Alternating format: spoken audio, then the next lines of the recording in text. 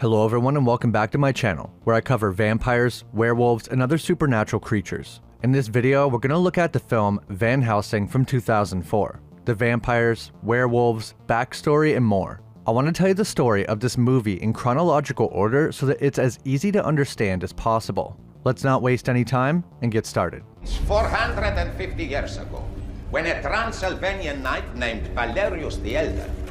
The story of Van Helsing starts in 1462. This is when Gabriel first killed Count Vladislas Dracula. Gabriel was once an archangel, known as the left hand of God. This comes from the real religious text known as the Book of Enoch. Gabriel took on flesh in order to come to earth and reveal prophecies, such as the birth of Christ, to Mary. He has fought in many battles through his roughly 2,000 years on earth. Eventually, in the year 1462, is when he killed Dracula. It's not exactly clear why he killed Dracula, but for some reason he took his ring and wears it to this day. I wonder if this means that they had some kind of further history together, maybe even fought together. Sometime after killing Dracula, Gabriel's memories were taken away as penance for past sins, according to the cardinal. We don't know what these sins that he committed were though. One day he was found on the steps of the church with no memory of who he was. The Holy Order took him in and looked after him. They somehow knew that he was sent by God. He has been working with them ever since, trying to regain his memories by doing God's work and killing evil creatures, such as Mr. Hyde. I actually enjoy this sequence, and I think the voice of Mr. Hyde is perfect. It was performed by the late Robbie Coltrane. Rest in peace to a legend. I think you'll find the view over here rather spectacular. We learn that Van Helsing is a wanted man, because most of the world thinks he is just a murderer, unaware of his true purpose because it must be kept a secret. As far as anyone is concerned, the Knights of the Holy Order don't exist. This forces him to live a secluded life. Do you think I like being the most wanted man in Europe? Why don't you and the Order do something about it? Because we do not exist. Unbeknownst to Gabriel, Dracula was not dead. After being slain by the left hand of God, Dracula made a deal with the devil: eternal life, and in exchange he would need to feed on the blood of the living. Dracula was also given the ability to control the elements to some degree, super strength and speed, and control over werewolves and the dwergi, vicious dwarf-like creatures with large milky white eyes and sharp teeth like a piranha. According to Princess Anna, they are quite vicious and industrious. If you get the chance to kill one, you should, because they will do much worse to you. They seem to be quite intelligent. It's not clear where they came from in the movie, but the video game tells us they came from a faraway land. In the movie, they speak Hungarian amongst themselves, and Igor also speaks to them in Hungarian. This could be a clue as to where they're from. It's also not clear if the werewolf curse existed before Dracula made a deal with the devil, but presumably it did. After making a deal and returning from hell, Dracula's father, a Transylvanian knight of the Holy Order named Valerius the Elder, was horrified at the monster his son had become. However, he was unable to bring himself to kill his own son, so instead, using some kind of magic, he was able to imprison Dracula in an icy fortress he couldn't escape from. It could be accessed through this mirror that acts like a doorway. Unfortunately for Valerius the Elder, the devil then gifted Dracula wings so that he could escape his icy prison and torment the world again. Good to know the devil can change the deal and chuck in some wings if you need them. Dracula can now transform into what is known as his hell beast form with wings anytime that he wants. Valerius the Elder then went to Rome and promised God that his family would never rest nor enter heaven until they vanquished Dracula from their land. Valerius knew he was evil, but couldn't kill his own son, similar to Alexander Corvinus from Underworld, so he left instructions of how to find Dracula's lair and kill him so that future generations could finish the task. Valerius the Elder was part of the Holy Order, so it makes sense that his son Dracula was as well. Him and Gabriel probably worked together in the Order. In the Van Helsing video game, the story is that Dracula broke his oath to the Holy Order, trying to perform dark magic to resurrect his dead lover. The story for the movie might be slightly different, but I think at least we know Dracula was a member of the Holy Order just like Gabriel, but eventually he did something that forced Gabriel to kill him, possibly performing some kind of dark arts or committing some horrible crime. Considering he went to hell and had an opportunity to make a deal with the devil tells me he did something pretty bad. After 400 years, the Valerius family have not succeeded and they're running out of family. King Boris went missing about a year ago, and his son Prince Valken and daughter Princess Anna are the last remaining descendants. If the two of them are killed before Dracula is vanquished, 9 generations of their family will be trapped in purgatory. The Cardinal is adamant that they cannot let that happen, as the Valerius family has protected their left flank for 4 centuries. I could never allow him to be used for such evil. I could. In 1887, Dracula convinces Dr. Frankenstein to find a way to create life. He needs the doctor to solve this mystery because Dracula is undead, and in this universe his undead status means his children are born dead. That's why he needs Frankenstein to give his monster life, so that he can then use that technology to breed an army of vampires. However, Dracula didn't count on the doctor not wanting his science used for evil. The doctor refuses to help Dracula, so he kills him in anger. Frankenstein's monster escapes its bonds and attempts to kill Dracula for killing his father. The monster picks up the doctor and attempts to get away, but a bit of bad timing here. The townspeople have had it with Dracula and his brides and were storming the castle. They chase the monster carrying Frankenstein's body up a windmill while the townspeople set it on fire. We see Dracula and his brides flying overhead and the windmill collapses with the monster and his creator falling into the fire. With the doctor's creation lost, Dracula was back to square one, and proving that God wasn't the only one that could give life. He continues to try, but with no luck. It seems the machine he has developed needs another living thing in it to work. He was supposed to use Frankenstein's monster, but is forced to try a human instead. He captures his own descendant, King Boris Valerius, and uses him in the experiment, but a human is not sufficient to give lasting life to his children. We don't see the first experiment, but we know his children died soon after coming to life, and we later see the body of Boris confirming what happened to him. He must have died not being able to take the electricity coursing through his body. Boris was probably captured while trying to kill Dracula. The Count now seems fixated on finishing off his family before they finish him. A few months later, we meet Anna and Vulcan Valerius, the children of Boris, trying to capture a mysterious grey werewolf, one that we never see in human form and we never see again because Vulcan pushes his sister out of the way and shoots it with a silver bullet but is knocked off the cliff. Vulcan does say that Dracula unleashed this werewolf, but we're not exactly sure what its goal was. If its goal was to infect one of the Valerius family members with the werewolf curse, then I guess it succeeded. Have you guys ever noticed that when the werewolf is shot, that the blood is green? I always thought that was strange. I don't think we see a werewolf bleed while in wolf form in any other part of the movie. I wonder if there was some reason for this.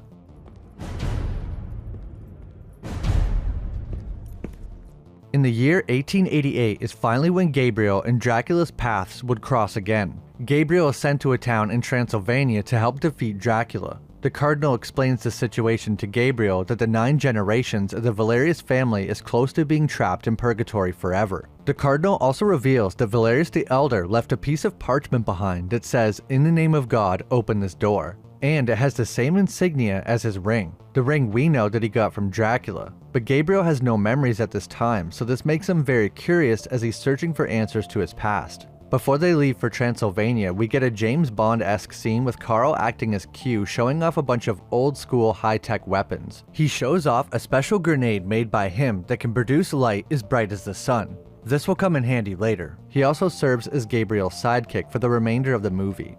But I'm not a field man. Van Helsing, I don't want to go to Transylvania. Upon arrival in the town, they are given a warm welcome. Maybe not. Gabriel also divulges to Carl that if they kill Dracula, anything created by him or bitten by him will also die. They meet one of the descendants of Valerius, Princess Anna. She tells Gabriel they don't need any help when suddenly Dracula's brides attack the town: Verona, Marischka, and Alira. Chaos erupts with all the townspeople running for safety. Gabriel tries to keep the vampires at bay with his semi-automatic crossbow. He hits them a few times, but not in the heart. They're too fast. Anna says they're here to kill her, which we already know. The vampires have a great design. They were created using a lot of motion capture and using the real actors' faces, which is why they look so good for a movie in 2004. The CGI in this movie aged surprisingly well. They have sharp fangs, blue skin, and large wings. They are quite strong, able to effortlessly pick up a cow and throw it through a building. The vampires manage to kill at least one civilian that we see, but retreat when the sun comes back out. Gabriel and Anna attempt to look in the well, but as soon as they do, the sun goes behind the clouds and the vampires come back out with a vengeance. Anna is almost captured by Verona, but Gabriel shoots a perfectly placed silver bolt right in her wing, causing her to drop Anna. Anna runs into a building for safety and has a close encounter with Alira. In this scene, her eyes have a pinkish glow just like her clothes. I also love the way their wings turn into their long baggy clothes when they transform. Anna is cornered by Alira and Verona, while outside Gabriel has a showdown with Mariska. We see briefly that her eyes appear as a gold color, so it seems like each of their eyes match their outfits, at least for this scene. The church! Gabriel manages to sprint for the church and dip his crossbow into the holy water, making it much more lethal. The vampire instantly panics, trying to fly away, but Gabriel lights her up like the 4th of July, pinning her to the side of a building with a half-dozen crossbow bolts. When staked with holy water, the vampire disintegrated into a skeleton. As soon as this happens, the other 2 vampires that were about to feed on Anna react violently to the death of Mariska, even though they didn't see it, meaning that they must be connected somehow, probably through their vampire curse. Instead of finishing off Anna, they transform and fly back to the castle, screeching and crying for Mariska. Hey, the cow survived. To Gabriel's surprise, the townspeople aren't glad that he killed a vampire. They're pissed off. They tell Gabriel that vampires only kill what they need, 1 or 2 people a month. Now that they have killed one of them, they will be killing for revenge. The town gravedigger asks what name he should carve on the gravestone. This is when Anna steps out of the crowd and says his name is Van Helsing. The town thinks that what he did was bad, but Anna thinks otherwise. She says he's the first person to kill a vampire in over 100 years. I'd say that's earned him a drink. We see Dracula awakening from his icy slumber, yelling the name of his dead bride. He reminds his brides how important it is to finish off Anna Valerius when they are so close. He wants to conduct another experiment, but his wives get very upset, saying they don't know if they can go through that again. Dracula has been trying to give his gargoyle-looking vampire children life, but without the key, the monster, every time he conducts the experiment, his children die shortly after. He needs to find someone or something that can give them permanent life. This is also the first time we see the Dwergi, listening to him give his speech. He tells Igor and the Dwergi to prepare another experiment at Castle Frankenstein. He also sends the werewolf to check out who their new visitor is, aka Van Helsing. It turns out this werewolf is Vulcan Valerius, so he was in fact turned by the grey werewolf that knocked him off the cliff. That night, while searching for Van Helsing, there's a small break in the moon, which made Vulcan turn back into his human form. He used this moment to try and warn his sister and tell her Dracula's secret,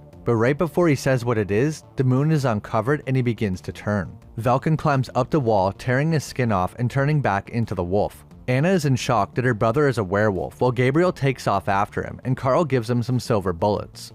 Werewolf! Oh, right, you'll be needing silver bullets. Well done! The creepy gravedigger tries to kill Van Helsing for some weird reason, but is killed by the werewolf a moment later. Gabriel gets the perfect chance to shoot Vulcan, but Anna arrives and stops him. Gabriel's a little angry that she stopped him from killing a vicious werewolf that will murder countless innocent people, and he also reveals that he knows it's her brother. Not sure how he could possibly know this, other than he put together that Vulcan is no longer here when the Cardinal told him that he should be. Anna says that she hates Dracula more than anything, because he has taken everything from her. But she didn't want to kill Vulcan because it's the last family she has left. Anna says that she has heard that Dracula possibly has a werewolf cure, and if there's a chance, she has to go after him. This is the first we hear of a werewolf cure. Gabriel takes a moment to think and says to have memories of those you loved and lost is perhaps harder than having no memories at all. He's realizing that since he has no memories of loved ones, maybe he can't comprehend what she's going through. So he agrees to help her and they set off towards Castle Frankenstein to find Dracula. On their way there, they find werewolf hair on a tree branch. Anna says that werewolves only shed before their first full moon, before the curse has completely taken them. This means that after their first full moon is complete, the werewolf will be stuck in their mindless wolf form permanently, so Vulcan hasn't been a werewolf long. They continue to try to track down Vulcan, and that leads them to Castle Frankenstein, where Dracula is in the middle of trying to conduct another experiment, this time using Vulcan instead of an ordinary human. Dracula says hopefully with werewolf venom running through his veins that he will be the key. After entering the castle, Gabriel and Anna discover a room full of egg-like sacs, offspring. Hundreds of them hang from the ceiling in fleshy cocoons. These are Dracula's vampire children.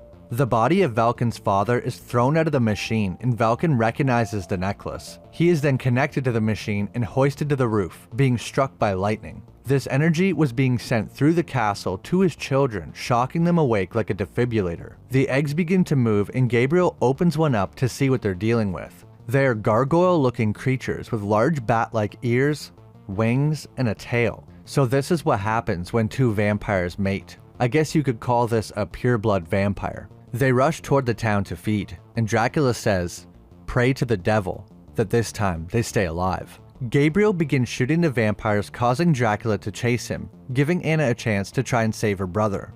Dracula follows Van Helsing and gets a chance to talk to him one-on-one. Van Helsing tries to stake him with a silver stake, but it does nothing. Dracula quickly realizes that Van Helsing does not remember their past and calls him by his true name, Gabriel. He seems to know quite a bit about him. He says, "You are the great Van Helsing, trained by monks and mullahs from Tibet to Istanbul, protected by Rome herself, but hunted by all others." Up until this point, he has only been named as Van Helsing. Dracula reveals that they have a history together. He even knows about Van Helsing's memories of ancient battles. I don't think I mentioned it earlier, but even though Van Helsing has lost all of his memories, he still has a few vague memories of ancient battles, one of those being fighting the Romans in Masada in 73 AD. There seems to be more to Dracula and Gabriel's relationship that we never learn. But before he gets to tell the story, Van Helsing pulls out a silver cross. Dracula grabs it and it ignites into flames as it melts in his hand and he lets out demonic screams. I like how after Dracula just politely says, "Perhaps that's a conversation for another time." Suddenly they are interrupted by the screaming of one of Dracula's wives, and Van Helsing uses the opportunity to get away. Dracula's wives returned because once again, his children died. While attacking the town, they all suddenly began to pop like balloons and explode, horrifying Verona and Illyria. This is why they didn't even want to try the experiment again to begin with. It turns out that Dracula absolutely needs Frankenstein's monster. It's the only way the machine will work. I don't know how he would know that because he's never tried it, but I guess he assumes because the creature was created by Dr. Frankenstein that it must be the key. Gabriel finds Anna, who fought her way through the Dwergi to the top of the castle. She found her brother, but no cure, and he's too far gone. Van Helsing shoots a Batman-style grappling hook across the large chasm to safety. I like how this gun is normal size, but somehow there's like 1,000 feet of rope stored in there. Vulcan then transforms into his werewolf form, escapes his bonds, and tries to follow Gabriel and Anna across the zip line, almost killing them, but they survive. Dracula tells his brides and Vulcan to track down Anna and Gabriel and kill them. Gabriel is a bit surprised that Dracula is immune to stakes to the heart, silver, and crosses. Anna gets angry at Gabriel and says, "What do you think, we haven't tried that before? Through the centuries, my family has tried everything. Silver, stakes, guns, holy water, crosses, nothing works.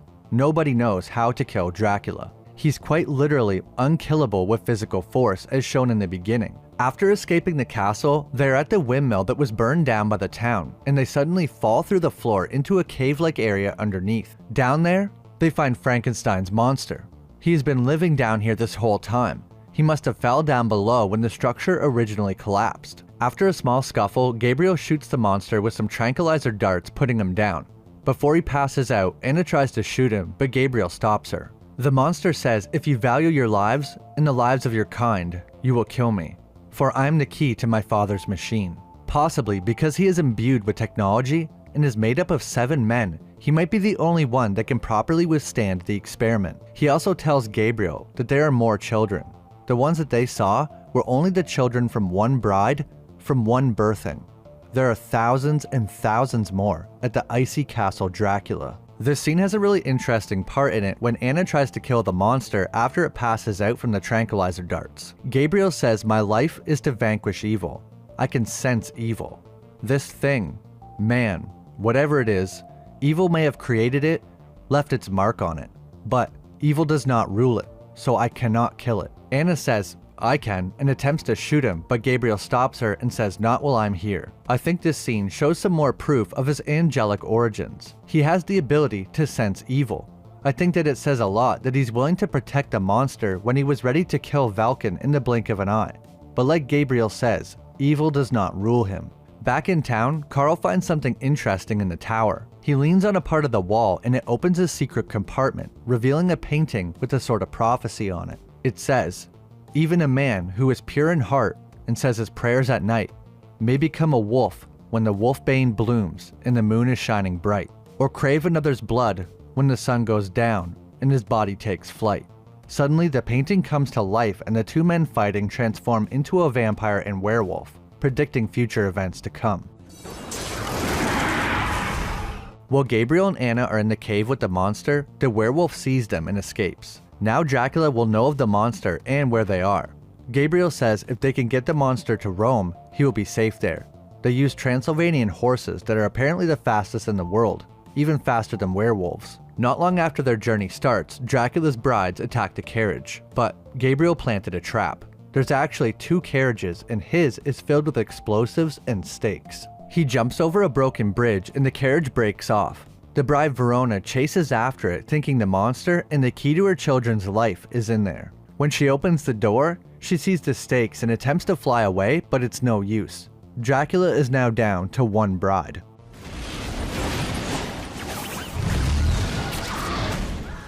Gabriel rejoins with the actual carriage and not long after, they are attacked by the werewolf. The monster actually helps Van Helsing during the ordeal and they finally manage to kill Valken. But during the fight, Gabriel is bitten by the wolf. He has become infected. Anna begins backing away in fear and is caught off guard by Dracula's last bride, Illyra. She knocks Anna unconscious and takes her away. Van Helsing arrives in Budapest with Karl and the monster and is approached by Illyra, saying Dracula wants to trade Anna for the monster. Gabriel agrees with no intention of handing over the monster, and Illyra tells them to come to the masquerade ball on All Hallows Eve tomorrow. They shoot the monster with a few tranq darts and hide him in the cemetery. Karl informs Gabriel that he did some research and he won't turn until the first full moon, which is in 2 days. And he will be able to fight Dracula's influence until the final stroke of midnight. As they are leaving the cemetery, Karl asks, "You don't think he can get out of there, can he?" And Gabriel says, "Not without some help from the dead." A moment later, we see a hand come out of a crypt. I'm not sure if these are zombies or vampires, but they must be some evil creature under Dracula's control. At the party, Anna seems to be under some kind of hypnosis of Dracula, dancing around with him unable to control herself, and he says, "How does it feel to be a puppet on my string?" He also kisses Anna, which is like his great times 10 granddaughter. While they are dancing, they go in front of the mirror, and we see Dracula has no reflection. I've seen this movie so many times, I failed to realize that in this moment, Anna is the only reflection. So this is the first time that we get a hint that this entire ballroom is vampires before they actually reveal themselves. Since he was going to bite Anna, this tells us a bite is how these vampires turn other people, and probably how Dracula turned his wives. Gabriel knocks out a trapeze artist and uses the rope to save Anna, but just as he sweeps her away from Dracula, Igor enters the room with the monster. This makes me think that the hand coming out of the crypt in the cemetery was probably Igor. Everyone in the party reveals themselves to be a vampire, forcing Gabriel, Anna, and Karl to make a quick escape. Karl finally gets to use his special device that has the power of the sun. He leaves it behind in the building and it kills every single vampire. They try to chase down the monster, but Igor gets away on a boat by closing the gate on them. Gabriel then has his first outburst of anger, showing the wolf is starting to take hold. They go back to Castle Frankenstein to find the monster, but they find all the scientific equipment has been moved. They must have taken it to Castle Dracula, but they don't know where that is. The Valerius family has spent 4 centuries trying to find it, and King Boris spent years trying to find it himself, but never succeeded. He would spend hours staring at the map in the Valerius Tower. Gabriel suddenly realizes that this wall literally is the door, but Boris just didn't know how to open it. Lucky for them, the Cardinal gave Van Helsing the missing piece of parchment left behind by Valerius. This piece completes the map, and after Gabriel says what's on the parchment, "In the name of God, open this door," the map suddenly turns into a mirror. Anna says Dracula has no reflection in a mirror, and Karl adds, "Maybe to Dracula, it's not a mirror at all." Gabriel attempts to touch the mirror, but his hand goes right through it, and it feels cold on the other side. They walk through to find Castle Dracula in all its glory. The castle door is closed, but Gabriel grabs a hold of Anna and Karl and jumps about 20 feet in the air 3 times and then back down to the ground again. His transformation is definitely getting a lot closer. He has a moment where his face changes slightly, but he gets himself under control. They walk into the castle and Igor is caught off guard, saying, "How did you find?" It's impossible. He didn't think that anyone else could possibly find Castle Dracula. As they're talking to Igor, they hear the screaming of the monster. He has been frozen in a block of ice or something, and they're hoisting him up to the top of the castle for the experiment. In anger, Gabriel bends the thick iron bars with his bare hands. On the way up, he tells Van Helsing something. There's a cure. Dracula has a cure to remove the curse of the werewolf. So it turns out the legend Anna heard were true. Gabriel can't help but wonder, why would Dracula need a cure? That's when Carl has an epiphany. The painting. That's what it meant. The only thing that can kill him is a werewolf. Even though they are under Dracula's control and basically his slaves, if somehow one ever had the willpower to turn against him, he would need a cure to remove the curse before it tried to kill him. Gabriel forces Igor to take Anna and Carl to the cure and tell him where Dracula is. Gabriel also gives Carl the silver stake and tells him that if he isn't cured before the final stroke of midnight, Carl must do it. Castle Dracula is absolutely massive. Look at how big this corridor is and how tall the towers are.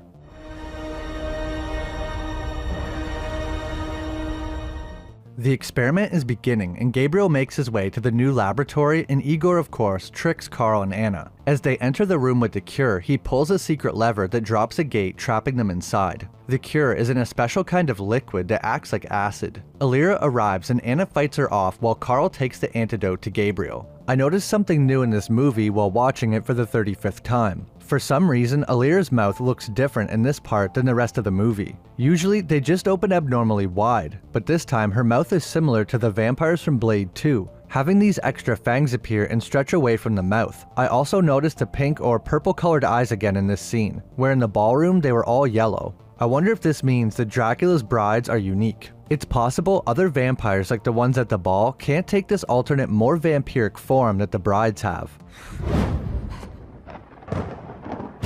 When Gabriel is making his way to save the monster, he is quite agile now that his transformation is so near. While trying to free the monster from the machine, it is struck by lightning, sending the first bolt through the castle. Dracula says, "One more bolt and my children will live." Dracula sees Gabriel trying to free the monster, and this is the first time in the movie we get to see him take on his full Hellbeast form. Before this, we only ever seen it in the sky or cast as a shadow. Dracula manages to knock Gabriel off the tower. The monster tries to escape, but is struck by the second bolt of lightning, awakening Dracula's thousands of children and sending the monster flying over the edge of the castle. Luckily, he hangs on for dear life and survives, and also accidentally kills Igor at the same time. I like how as he's falling, he never lets go of his taser gun. Alira is about to kill Anna when the monster comes flying through the window just in time. This allows Anna some time to get away, but she ends up finishing Alira with a stake to the heart. Dracula now has no more brides. In the laboratory, Gabriel and Dracula are about to have their final showdown. Dracula says he's too late. His children live. Now Gabriel knows the only way to kill Dracula's thousands of children is to kill him. Because we learned in the beginning, if you kill Dracula, all bitten by him or created by him will also die. At this point, Dracula has no idea that Van Helsing has been infected with the werewolf curse. When midnight strikes, he begins to transform, surprising Dracula. Gabriel wastes no time and attacks. He only has an hour to defeat Dracula and be cured, or he will be lost to the curse and Anna's family will be lost to purgatory.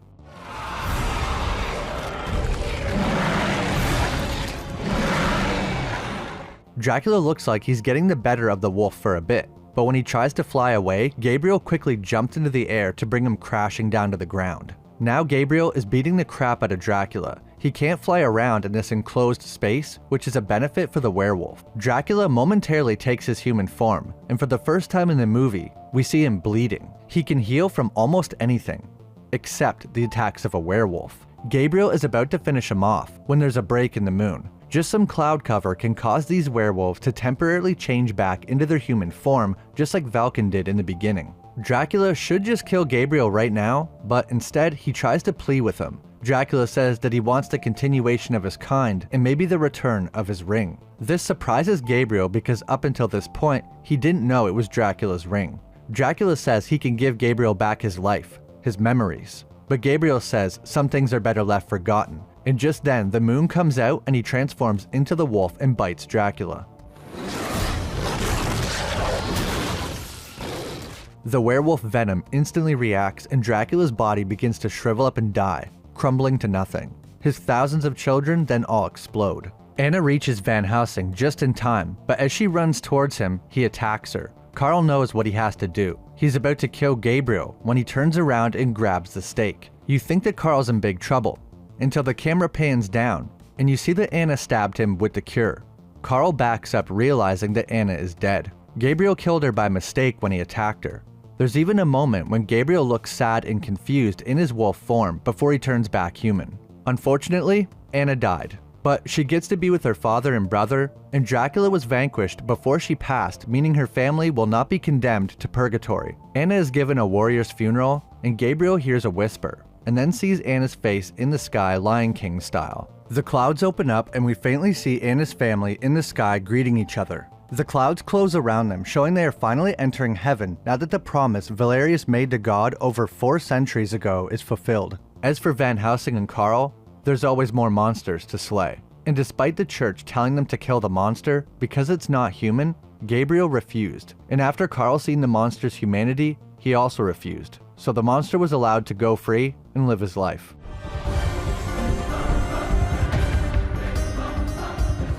That's my video on Van Helsing. This movie will always hold a special place for me. I watched it when I was pretty young, and it's a major reason why I have such an interest in vampires and werewolves today, and I've only grown to appreciate it more. Some things about the story were not fully fleshed out, like why Gabriel killed Dracula in the first place, or why Gabriel lost his memories. But the characters, the sets, the lore, I enjoy it all. It's a fun adventure, and there's nothing wrong with that.